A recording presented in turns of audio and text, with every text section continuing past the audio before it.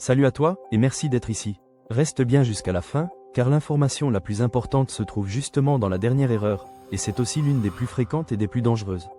Que tu pratiques ou non la pénétration anale, que tu sois hétéro ou homosexuel, que tu sois celui ou celle qui pénètre ou qui reçoit, tu vas voir que ces explications vont t'apporter beaucoup de clarté. On va aborder ensemble 8 erreurs courantes que l'on retrouve très souvent dans les consultations médicales liées à la sexualité, et tu comprendras pourquoi chacune d'elles mérite d'être évitée. Prends le temps d'écouter chaque point avec attention, car cela peut transformer complètement la qualité de ton expérience sexuelle.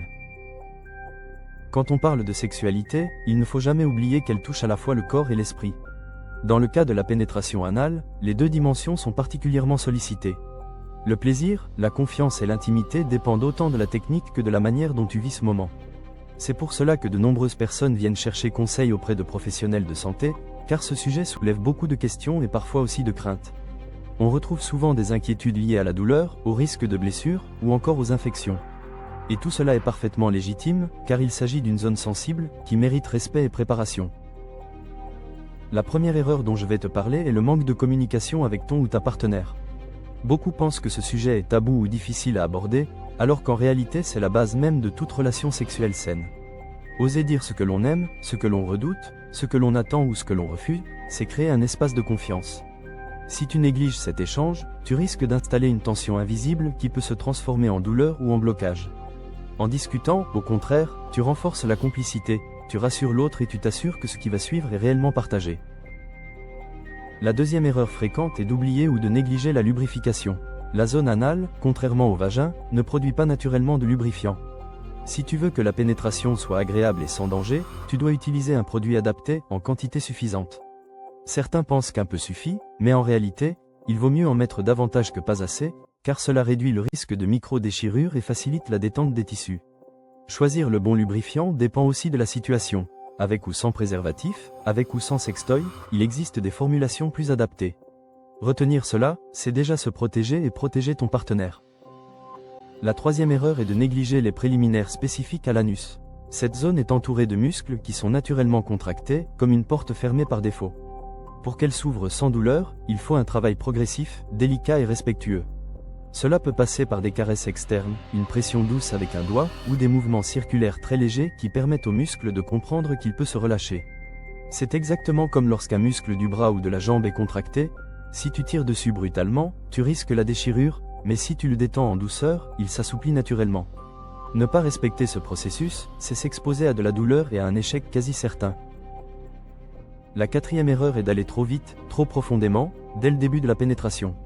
Le corps a besoin de temps pour s'habituer à cette nouvelle sensation. En entrant trop rapidement, tu risques de provoquer une douleur vive qui va créer un réflexe de contraction immédiat. Il est bien plus sage de commencer par des mouvements très lents, courts, et d'attendre que la personne qui reçoit la pénétration indique qu'elle est prête à aller plus loin. Ce rythme permet au tissu de s'adapter et au plaisir de s'installer progressivement. Vouloir brûler les étapes, c'est prendre le risque de gâcher l'expérience et de créer une appréhension durable. La cinquième erreur concerne l'hygiène. Ici, il ne s'agit pas de tomber dans l'excès, mais de respecter des règles de base. Se laver les mains, avoir des ongles courts et propres, nettoyer les sextoys avant et après usage, tout cela évite la transmission de microbes et limite les risques de blessures. On oublie parfois que l'anus est une zone naturellement exposée aux bactéries, et qu'une mauvaise préparation peut entraîner des infections. Cela ne veut pas dire qu'il faut des rituels compliqués, mais simplement une hygiène normale et régulière, qui suffit largement à sécuriser la pratique.